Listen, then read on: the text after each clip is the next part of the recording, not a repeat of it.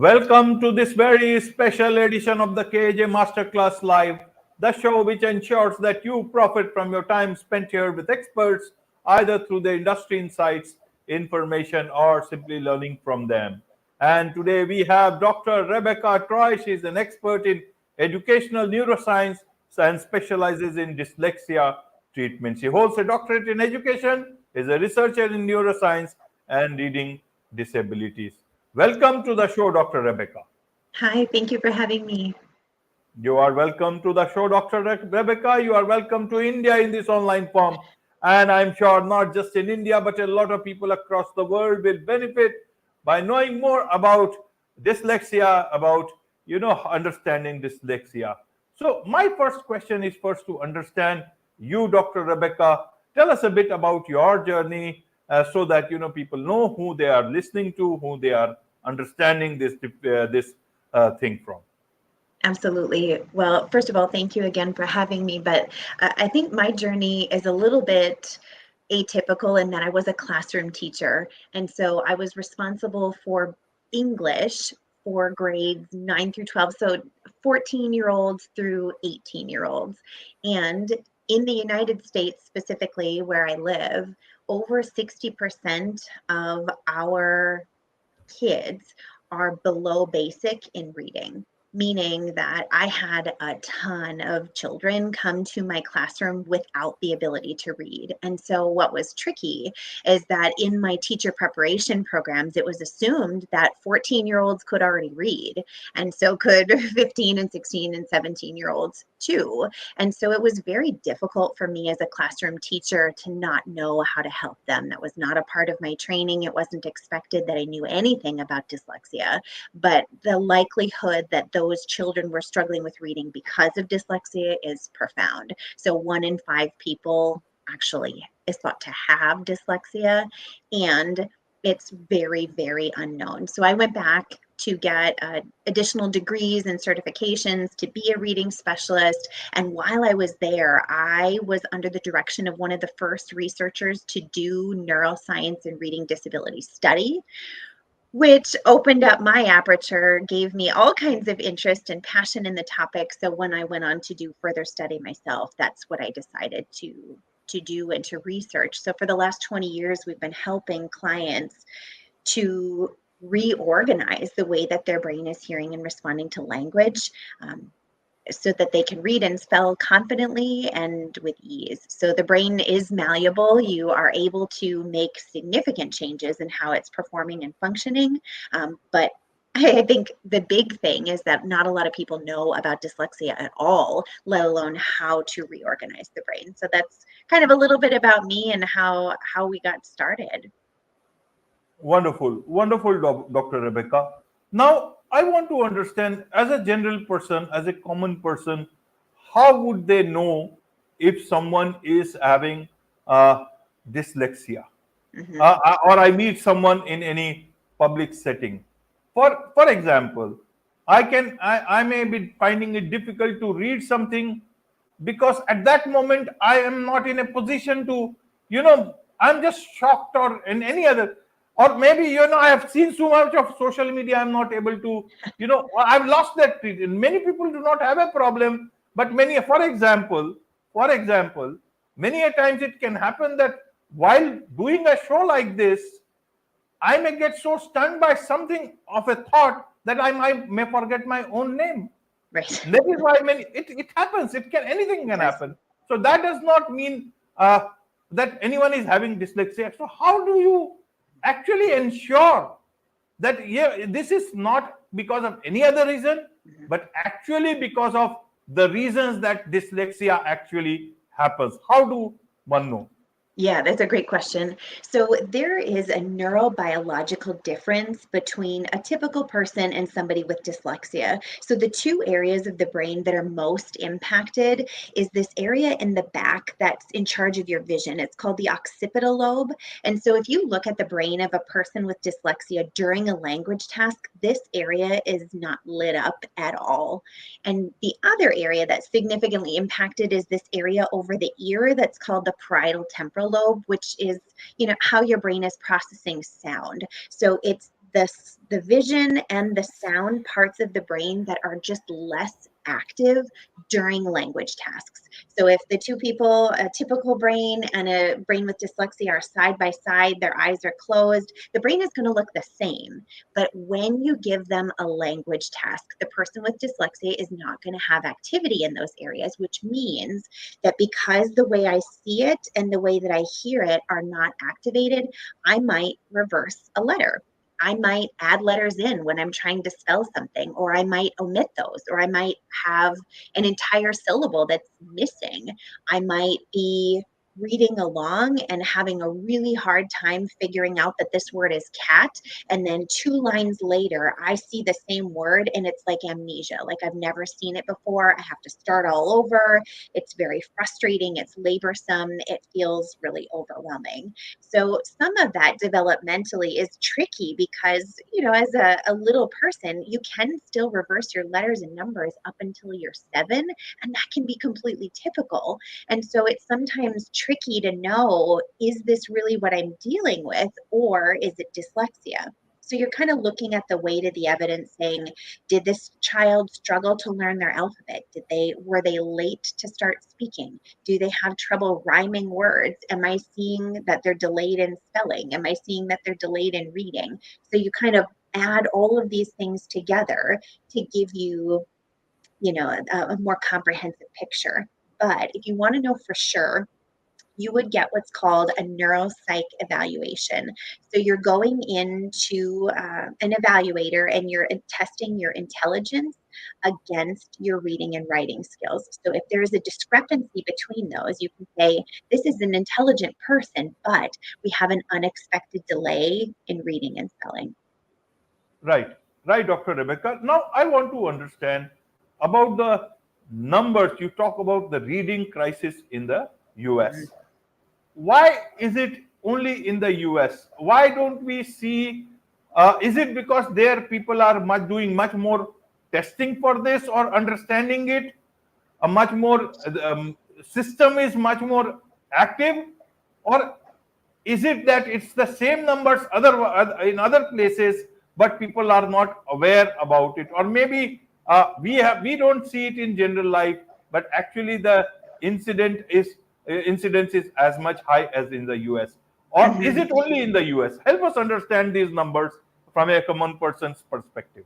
Yeah, that's a great question. So it is still prevalent in other areas. I believe that the UK also has like 80% of the people that are on a learning disability plan are there because of reading. So I think that happens globally.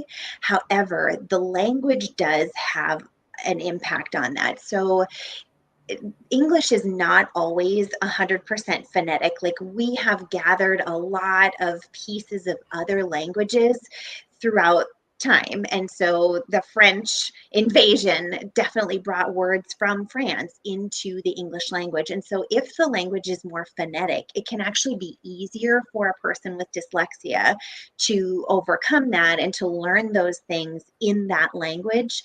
But English is particularly difficult.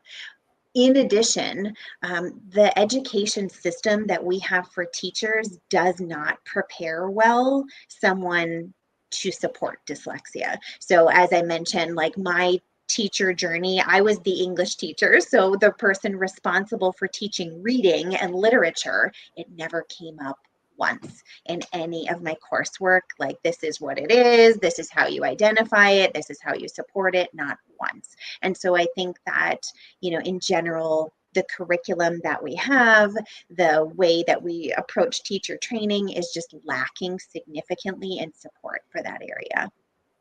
Right, right, Dr. Rebecca. So help us understand, is it possible that a child or even slightly grown up may be not dyslexic when they are being communicated in their mother language, mother tongue, and they might be, tongue tied when, or whatever you may want to call it, it happens with English language. Does it happen?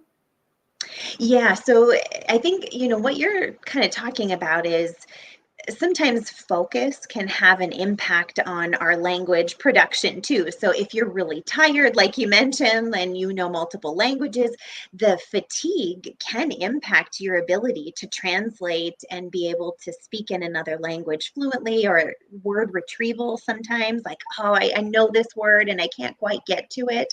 So that can be a trait of dyslexia. However, that can also be related to how your brain is functioning, which of course can have a relationship to your gut and your gut health, and some of the other things happening within the body and with focus. So just because you're having language retrieval issues, if you've got a word finding problem, or you might be struggling to use another language, yes, it could be a sign of dyslexia, but it's not the only thing.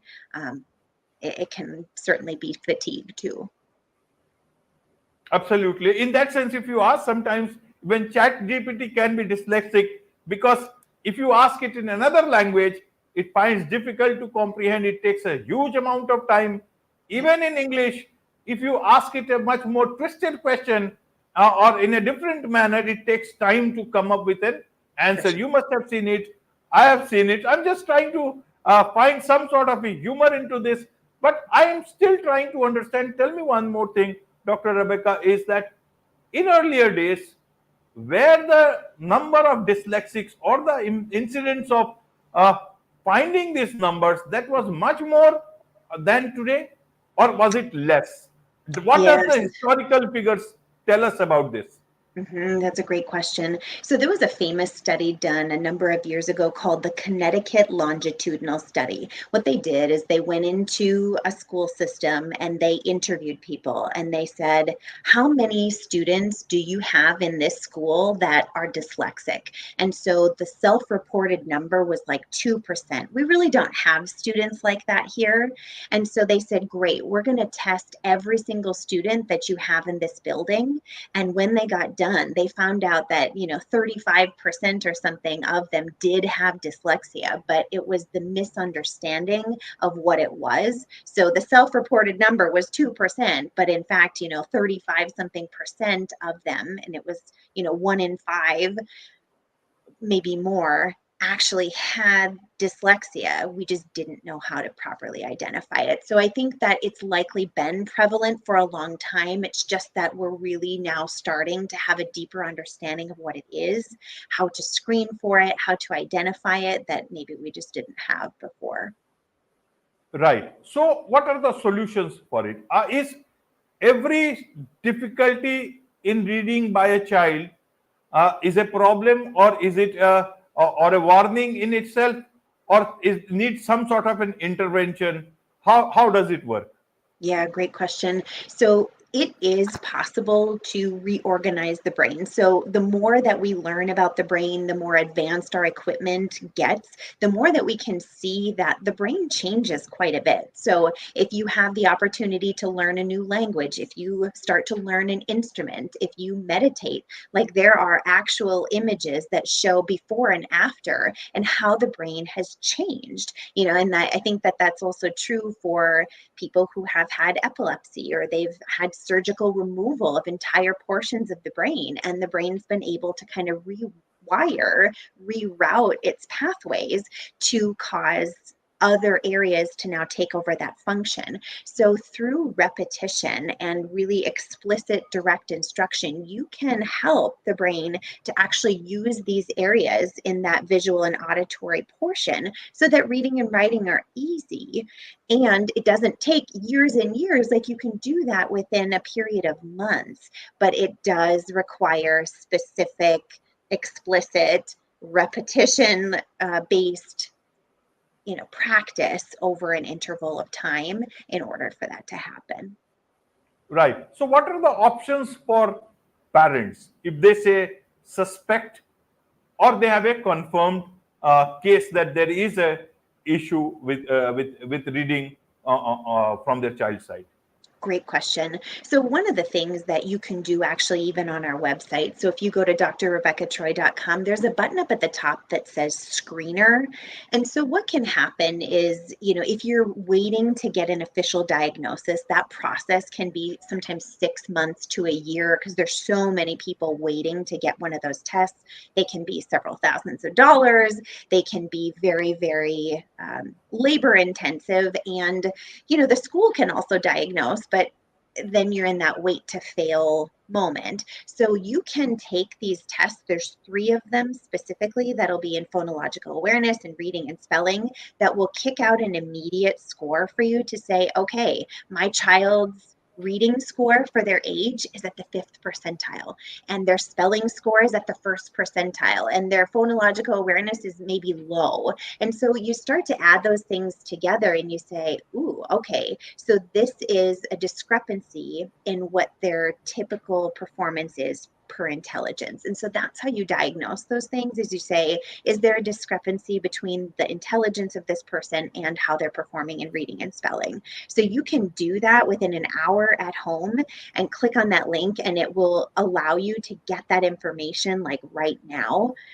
But if you do know that you have an issue and you're saying like, yeah, we're struggling to get the school, like my child's school doesn't know anything about this, or we don't have any kind of support in our town or anything like that, it can be really empowering to know that you can yourself learn how to do these exercises at home with your child. So it's going to require about 10 to 15 minutes a day for about 4 months, but you can yourself reorganize the way that your child's brain is hearing and responding to the language. So if you're interested in doing that and you want to take that on yourself, there's a button to click there. You can, we have complimentary calls where we speak with you to really learn if your child is truly a candidate.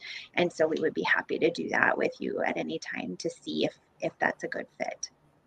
Okay, Dr. Rebecca. So it means that through retraining their brains, dyslexic brain, they can actually heal themselves of it, and it will be, that healing part will be permanent. Right. So as long as the child continues reading and spelling, they will use those new areas. So one of the questions that we get a lot is like, there's a lot of giftedness that comes with a neurodivergent brain. So their ability to be creative, their ability to have lateral thinking, spatial thinking is exceptional. And so none of those things disappear. It's just getting those areas between sight and sound to be reconnected. So as long as the child maintains that they're going to continue reading and writing, they will maintain those connections. Now, if you stop reading and writing entirely, then the brain does prune those things back out, like learning a language that you never use, like, oh, I don't need this anymore, I'm going to take that away.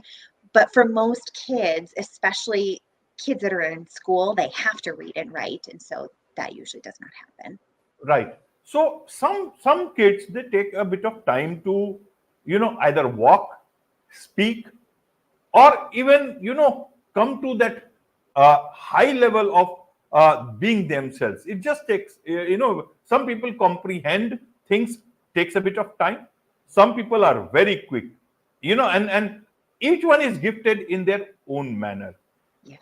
Is it that all kids who the assessment considers as dyslexic, they may not actually be normal and are taking their own time? How does our modern understanding of this differentiate between the two, or does it not differentiate at all?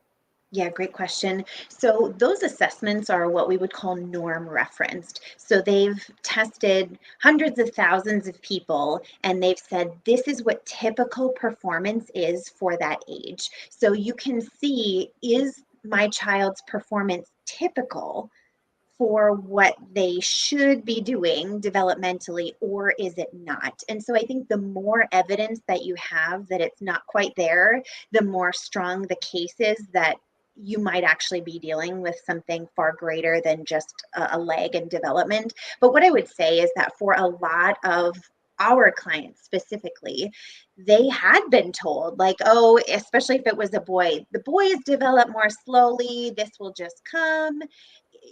don't worry about it. It's just going to resolve itself. And the truth is that unless you do some specific, very intentional rewiring, it doesn't just resolve itself. So a lot of the families will say, I wish I hadn't listened to that because, I could have started earlier.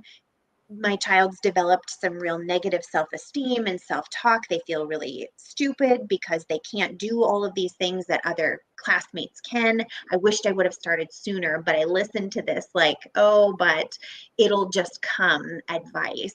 So I think the best case scenario is that you just start collecting information. You learn a lot through observation. And as a parent, you see your kid all the time. So start observing, like, how often is this happening? Is this just once in a while, or is it like every day we're having these struggles? And especially if I've got some data that's from a norm referenced assessment that's also saying this is abnormally low, you can start to really build that case of, okay, it really appears like we're dealing with something more significant here.